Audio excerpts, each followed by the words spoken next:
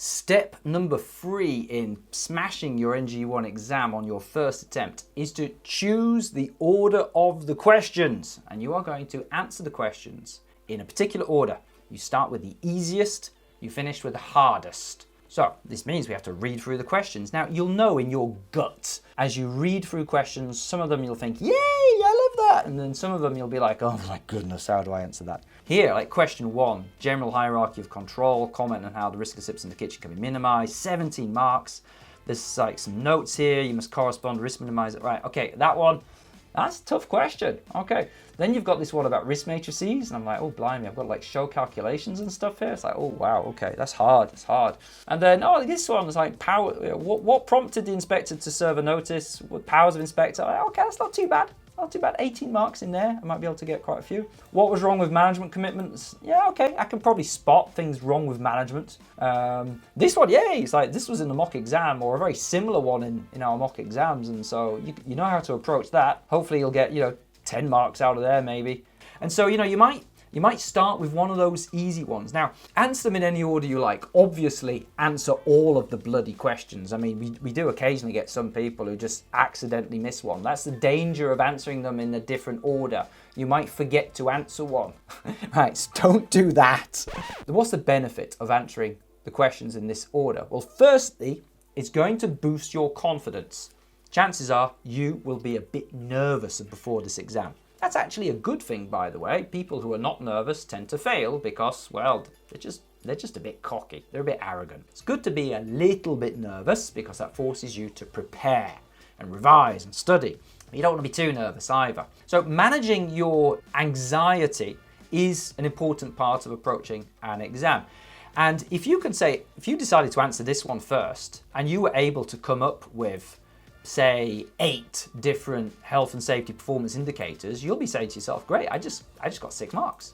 And then you'll find the part in the course materials which has the benefits of doing inspections, right? And you might think, well, yeah, I managed to get 8 there. So I've got 6 plus 8, great, I've now got 14 marks. By the way, 14 marks, it's like you're nearly a third of the way to passing at this point. And you're like, I'm a third of the way there.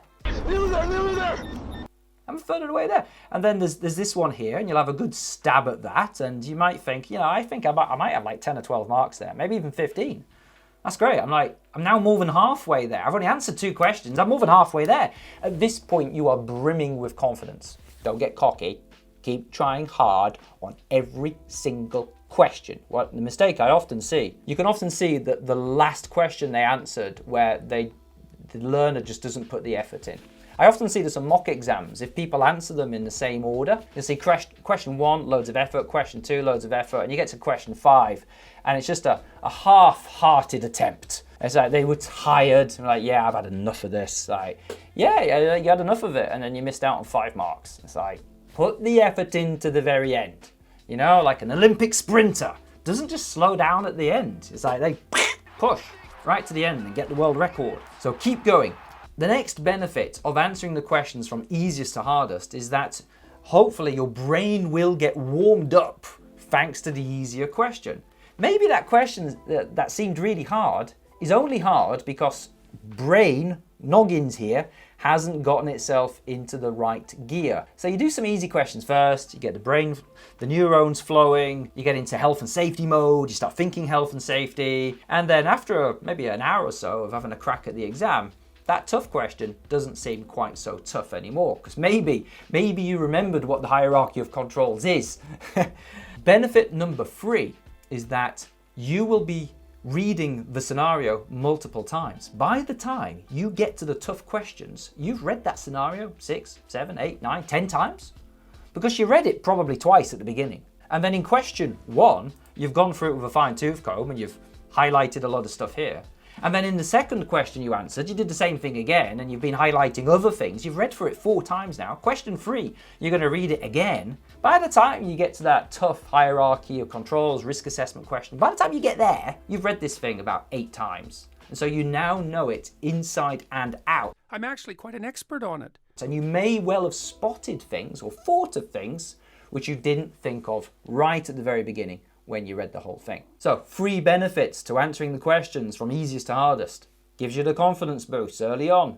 It will warm up your brain and you'll know the scenario like the back of your hand.